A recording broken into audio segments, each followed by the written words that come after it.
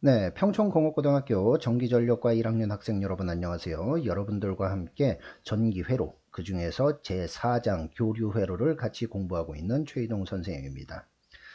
지난 시간까지 저희는 교류 사인파, 교류 정연파에 대한 신호의 모습을 살펴봤습니다. 그 신호를 어떤 형태로 살펴봤냐면 이 주기적이고 반복적인 이 신호를 이 교류 신호를 무엇을 통해서 살펴봤느냐면 이 사인파, 정연파 신호를 어떻게 수학적으로 표현할 것인가에 대한 부분을 살펴봤어요. 그래서 거기에 있던 내용 중에 우리가 뭐 직각좌표법, 그 다음에 뭐 삼각함수법, 그 다음에 극좌표법 이렇게 해가지고 신호에 대한 것을 세 가지 형태로 표현할 수 있는 방법에 대해서 배웠습니다. 그 부수적인 걸로 뭐 이제 도수법이나 호도법, 그 다음에 뭐 이제 도수법이나 호도법, 그 다음에 뭐 이제 주파수, 그 다음에 각주파수, 뭐 이런 내용들을 살펴봤고요. 자, 그러면 지금까지 우리가 했던 이 정연파, 사인파 교류를 수학적으로 표현하는 것은 무엇에 해당하냐면 이 교류 회로를 앞으로 해석하는 데 있어서의 준비 과정이라고 보시면 돼요. 달리기를 할 때도 준비 땅 하죠. 네, 마찬가지입니다. 교류 회로를 앞으로 공부하는 데 있어서 이 사인파 교류를 표현할 수 있다라고 하는 것은 달리기에서의 준비 이 과정과 똑같은 거예요. 그럼 지금서부터는 이제 땅 해서 앞으로 우리가 달려 나가야 되겠죠. 자, 오늘서부터 배울 내용들이 그래서 중요한 내용입니다. 기존의 사인파 교류, 정연파 교류의 표현 방법에 대해서 여러분들 잘 기억이 안 나시는 분들은 선생님 방송 언제든지 지금 이렇게 오픈되어 있으니까 오셔가지고 다시 한번 학습하시고 기본적인 내용들을 여러분들이 정리하고 앞으로 선생님의 강의를 좀 들어주셨으면 좋겠습니다. 자, 오늘 수업은 교재 198페이지서부터 시작해 보도록 하겠습니다. 자, 교재 198페이지에 보면요. 저항의 특성에 대한 내용이 이제 출발하게 됩니다. 과연 회로에 이런 교류, 자, 이제 회로도를 볼게요. 이런, 지금 여기 동그라미 표시로 이렇게 물결 표시, 뭐 태극 모양 약간 비슷한 이런 형태를 전압원이라고 합니다. 전압원이요. 이해되셨죠? 전압을 제공하는 근원이라는 겁니다. 전압원이라고 해요. 자, 이렇게 전압원이 있을 때 전압원이 있고 그 다음에 저항을 이렇게 도선으로 연결해서 폐회로로 구성을 했습니다. 전기회로라고 하는 것은 우리가 직류회로에서 이미 봤겠지만 전원과 부하가 폐회로로 구성되어야 전기회로라고 우리가 배웠어요. 즉 전원과 지금 부하, 저항이 폐회로로 구성되어 있는 것을 전기회로라고 우리가 배웠습니다. 자, 그러면 지금 여기에 교류 전원이 들어가 있고요. 그 다음에 교류 전원을 어떻게 이제 소비하는 부하, 저항 부하를 이렇게 놨을 때 어떤 일이 벌어지겠느냐라는 내용이에요. 자, 그림 4-12의 A와 같이 교류 전압원이니까 당연히 소문자 VT로 썼겠죠. 시간에 대한 함수. 그 전압원이 VM sin 오메가 T라고 합니다. 자, 이 전압의 크기가 VM, 뭐, 값은 얼마인지 모르겠지만 일단 최대값을 가지고 있고, 그 다음에 sin 오메가 T다. 즉, 원점에서 출발하는 이렇게 파란색의 그래프가 되겠죠. 그 다음에, 딜레이 되는 거 없이 sin 오메가 T의 이런 함수를 가지고 있다고 합시다. 이런 전압원에다가 저항이 이렇게 연결돼 있을 때 그때 회로에 흐르는 전류를 구해보자 라는 내용이에요. 이해되셨죠? 예. 즉 저항이라고 하는 것이 교류에서 어떤 역할을 하겠느냐라는 겁니다. 자, 그러면 우리가 이미 직류회로에서 오매 법칙을 배웠어요. 그죠? 오매 법칙을 배웠을 때 I는 이꼬르 얼마가 됐었죠? R분의 V였습니다. 그죠? 맞습니까? 예, R분의 V죠. 자, 그래서 이제 밑에 나오게 돼요. 교류 전압은 시간에 따라서 그 크기가 변화하며 이에 따라 전류의 크기도 당연히 변화하겠죠. 전압과 전류의 크기는 무슨 법칙에 의해서 구할 수 있다? 오음의 법칙에 의해서 구할 수 있다. 당연히 오음의 법칙에서 구할 수 있고요. 저항 회로에서의 전류는 다음과 같이 구할 수 있다 그래가지고 IT가 나왔습니다. 자, 소문자 IT니까 교류 전류를 나타내는 거겠죠? 이 교류 전류는 어떻게 돼요? R분의 V, 그죠? R분의 V가 되겠죠. 그러면 요 수식 VT에다가 위에서 주었던 교류 전압원을 갖다 넣으면 어떻게 돼요? VM sin 오메가 T가 분자가 되고 분모는 R이 되겠죠. 이해되셨습니까? 예, 이렇게 되는 겁니다. 그럼 보세요. 지금 여기서 얘기하고 있는 게 뭘까? 자, 저항이 어떤 역할을 회로에서 할까입니다. 즉, 전류는 우리가 오음의 법칙에 의해서 쉽게 이렇게 구할 수가 있었어요. 그러면 한번 비교해 보잔 말이죠.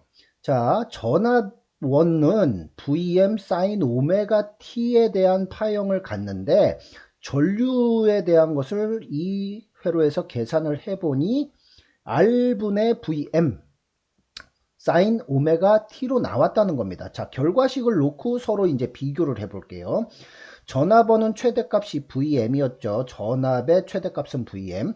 그러면 요때 IT, 시간에 대한 전류함수 IT는 R분의 Vm이라고 했는데 이거 다시 다른 걸로 치환하면 뭐가 될까요? 그렇죠. 예, 전류의 최대값 I의 M이 되겠죠. I 맥시멈 값.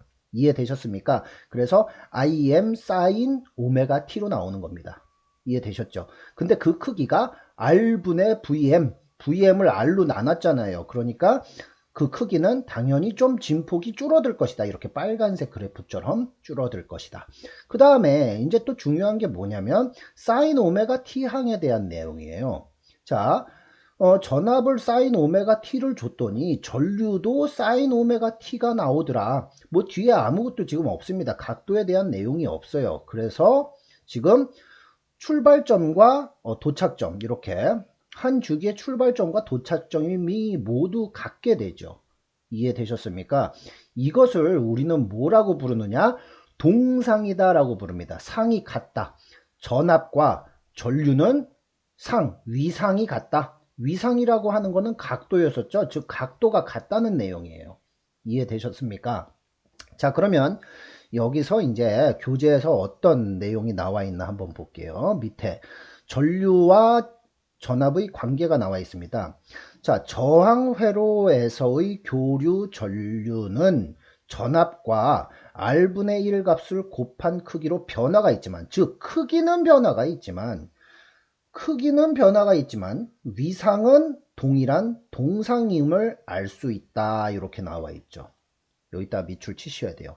크기는 변화합니다. 크기는 당연히 VM에서 R분의 VM, 어떤 VM을 나눈 값으로 변화를 했죠. 그래서 줄어들었죠. 그래프에서도 크기는 변화했지만 위상, 각도는 동일하다. 각도는 동일하다. 이 동일한 각도를 동상이라고 합니다. 또는 다른 말로 동위상이다 라고 얘기를 해요. 이해되셨습니까? 자, 그럼 봅시다. 이제 저항의 기본적인 특성, 뭐 여기서 쭉 벡터에 대한 설명이 나와 있고요.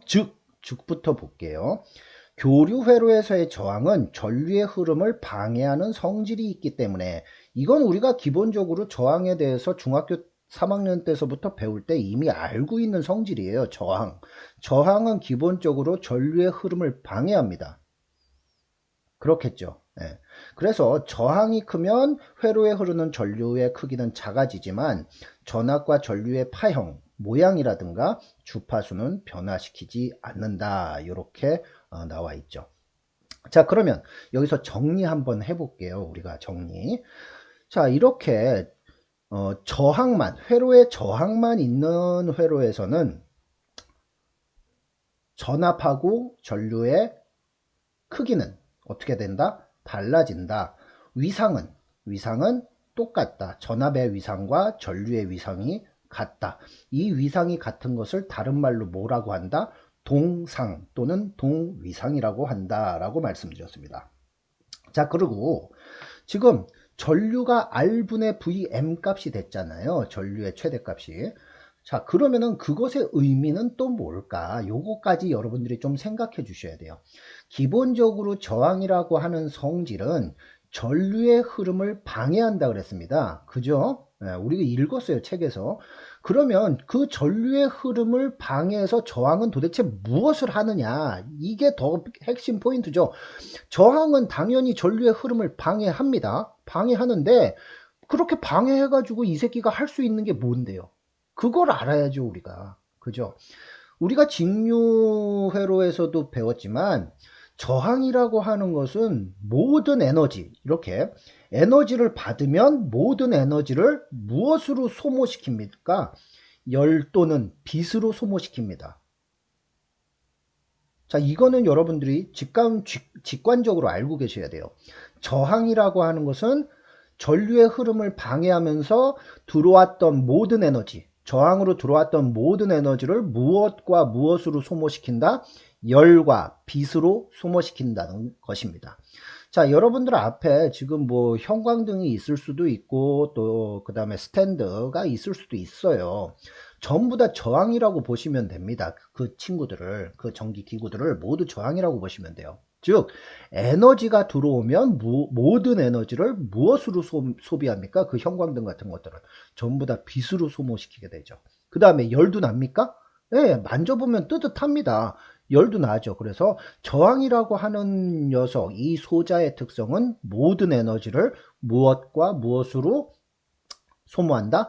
열 또는 빛으로 소모시킨다. 여기까지 정리해 주셔야 여러분들이 저항의 특성을 제대로 공부했다라고 얘기할 수 있겠습니다.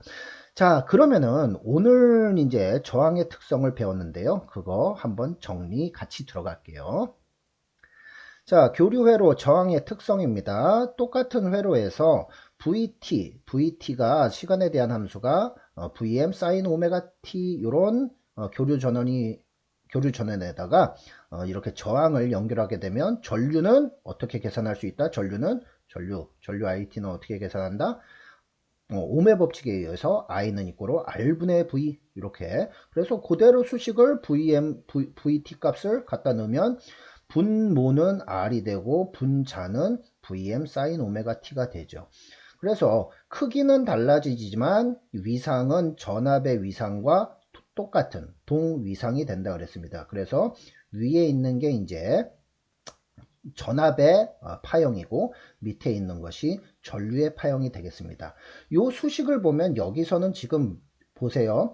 V는 루트 2V sin 오메가 T라고 됐죠. 그죠? 이거 뭘 나타낸 거죠? 예, 그렇습니다. 맞습니다. 위에서는 지금 VM 최대값으로 나타냈지만 밑에서는 여기 자체를 지금 시료값을 사용해서 나타내 준 거죠. 그러면 당연히 전류도 이렇게 시료값을 통해서 나타낼 줄 수가 있죠. 그래서 선생님이 여기다가 이제 계산된 결과값을 서로 이제 적어 드렸고요. 별표시에다가 저항만의 회로에서는 전압과 전류의 위상차가 발생하지 않는다. 즉 전압과 전류는 동위상이다. 자, 이거를 선생님이 이렇게 계산을 할 적에 가장 파워풀한 계산 방법은 뭐라 그랬어요? 극좌표법을 이용한 계산법이라 그랬죠. 그래서 선생님이 밑에다가 극좌표 형태로 회로를 계산했을 때 나오는 방법. 자, 한번 볼게요. 시간에 대한 함수는 VM sin 오메가 T. 자, 이것을 이제 극좌표법으로 나타내야 되니까 시료값이 나타나고 그 크기하고 각도 루트 2분의 VM 이렇게 해서 V 이렇게 제로도 V 0도 이렇게 나왔죠. VT 값이. 그죠? 이해하시죠? 요거는. 그 다음에 저항 R은 어떻게 되냐? R도 마찬가지로 이 녀석은 그냥 실수 성분이라고 보시면 돼요. 복소수로 표현하자면. 그래서 어떻게 나타나냐면 저항 R은 R 플러스 J0입니다. R 플러스 J0. 그러면 크기는 얼마예요? 크기는 R이면서 각도는 얼마? 제로도. 아크탄젠트 몇 분의 몇? R분의 제로가 되니까 실수 부분의 허수부 하니까 저항 R은 R분의 제로도가 됐죠. 자, 그러면 전류를 구하기 위해서 밑에 이제 오음의 법칙을 적용한 겁니다. R분의 VT. 그러면 VT는 지금 V의 제로도가 되고 R은 R의 제로도가 되니까 R분의 V 이렇게 값은 나누고 각도는 극좌표에서 각도를 나눌 때는 뺀다 그랬죠. 분자에서 분모값을 빼주면 됩니다. 0도에서 0도 빼면 당연히 0도죠. 그래서 R분의 루트 2V 사인 오메가 T 이렇게 나오게 되는 겁니다. 자, 이해되셨죠? 자, 우리가 이거를 이제 여기서 저항이니까 지금 쉽게 뭐 R분의 V 이렇게 계산했지만 나중에 이제 앞으로 코일이나 콘덴서, 즉 이상한 부하들 이런 뭐 전기를 축적하는 저항은 전기를 모두 소모해요. 에너지를 소모하는데 코일이나 콘덴서 같은 친구들은 얘네들의 성격이 에너지를 저장하는 성격을 가지고 있거든요. 그러면 그 에너지를 저장하는 녀석들이 회로에 들어오게 되는 순간 이 사인 오메가 t 항을 여러분들 나누기가 엄청나게 짜증나고 복잡해져요. 그래서 선생님이 극좌표 회로로 계산을 하는 것이 가장 파워풀한 방법이다라고 설명을 여러분들한테 드렸습니다. 그래서 여기에서 나온 방식대로 이제 앞으로 다음 시간에는 코일, 그 다음에 이제 콘덴서에 대한 내용들을 우리가 살펴보면서 또 공부해 보도록 하겠습니다.